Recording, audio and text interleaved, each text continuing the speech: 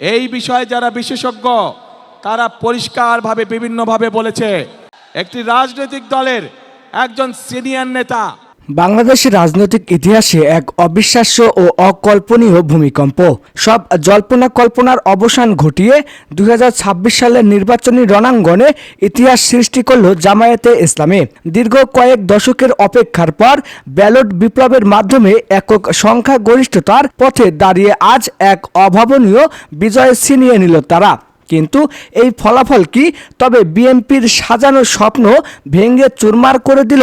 BNP থেকে আসা খবরে জানা যাচ্ছে এই পরাজয় কোনোভাবেই মেনে নিতে পারছেন না তারেক রহমান। কেন এই ঐতিহাসিক ধস? কি এমন ঘটল যার ফলে জামায়াতের এই অপ্রতিরোধ্য অগ্রযাত্রা? এখন আমরা দেখাবো সেই রুদ্ধশ্বাস মুহূর্তের বিস্তারিত খবর। দর্শক, সকাল থেকেই সারা দেশের ৩০০টি আসনেই ছিল মানুষের উপচে পড়া ভিড়। ছাত্র জনতার বিপ্লবের পর এটি ছিল দেশের সবচেয়ে বড় অগ্নি পরীক্ষা। কিন্তু ব্যালট বাক্স খুলতেই যা দেখা গেল তাতে স্তম্ভিত পুরো রাজনৈতিক বিশ্ব। জামায়াতে ইসলামীর দাঁড়িপাল্লা প্রতীক যেন এক জাদুকরী শক্তিতে গ্রাম থেকে শহর সবখানে আধিপত্য বিস্তার করেছে। ১৭০টি আসনে লিড পাওয়ার অর্থ হলো বাংলাদেশের পরবর্তী সরকার গঠনের চাবিকাঠি এখন ডক্টর শফিকুর রহমানের হাতে। সাধারণ মানুষের এই নীরব বিপ্লব কি তবে বিএনপির দীর্ঘ প্রতীক্ষাকে চিরতরে ফিকে করে দিল? ১৭ বছরের নির্বাচন শেষে এবার জয়ের এক বুক আশা নিয়ে লড়াইয়ে নেমেছিল বিএনপি। কিন্তু ফলাফল যখন একের পর এক প্রতিকূলে আসতে শুরু করলো তখন আর নিজেকে ধরে রাখতে পারেনি তারেক রহমান। ঘনিষ্ঠজনরা জানিয়েছেন দলের এই শোচনীয় অবস্থা দেখে আবেগে ভেঙে পড়েন তিনি। কোটি কর্মীর প্রিয় নেতার এই চোখের পানি কি তবে রাজনৈতিক ব্যর্থতার গ্লানি? জাইমা রহমানের করা বক্তব্যের পরেও তারেক রহমানের এই নীরব কান্না আজ রাজপথে বিএনপির হাজারো নেতাকর্মীকে ব্যথিত করেছে। প্রশ্ন উঠেছে, বিএনপির মতো বিশাল ভোট ব্যাংক থাকা সত্ত্বেও এই ভূমিধস পরাজয় কেন? বিশ্লেষকরা বলছেন, জামায়াতের সুশৃঙ্খল নেটওয়ার্ক এবং তরুণ প্রজন্মের এক বিশাল অংশ এবার নতুন বাংলাদেশ গড়ার স্লোগানে জামায়াতকে বেছে নিয়েছে।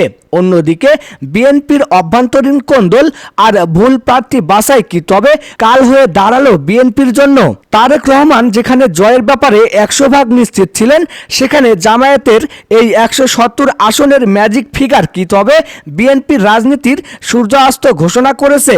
পরিস্থিতি সামাল দিতে রাজপথে টহল দিচ্ছে সেনাবাহিনী। সেনাপ্রধান স্পষ্ট জানিয়ে দিয়েছেন, জনগণের রায়ের বিরুদ্ধে গিয়ে কোনো বিশৃঙ্খলা সহ্য করা হবে না। জামায়াতের এই বিশাল জয়ে যখন সারা দেশে উৎসবের জোয়ার, তখন বিএনপি ফলাফল প্রত্যাখ্যানের ঘোষণা দেওয়ার প্রস্তুতি নিচ্ছে।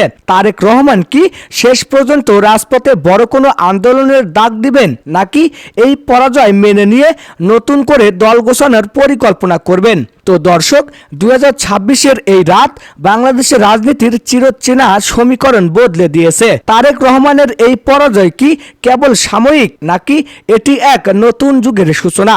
ডক্টর শফিকুর রহমান কি পারবেন এই ইনসাফপূর্ণ বাংলাদেশ উপহার দিতে? প্রতি মুহূর্তের সরাসরি আপডেট পেতে এখনই আমাদের চ্যানেলটি সাবস্ক্রাইব করুন এবং বেল আইকনটি অন করে রাখুন। আপনার কি মনে হয়, জামায়াতের এই জয় কি দেশের জন্য ইতিবাচক? কমেন্টে আপনার মূল্যবান মতামত জানিয়ে দিন। আল্লাহ হাফেজ।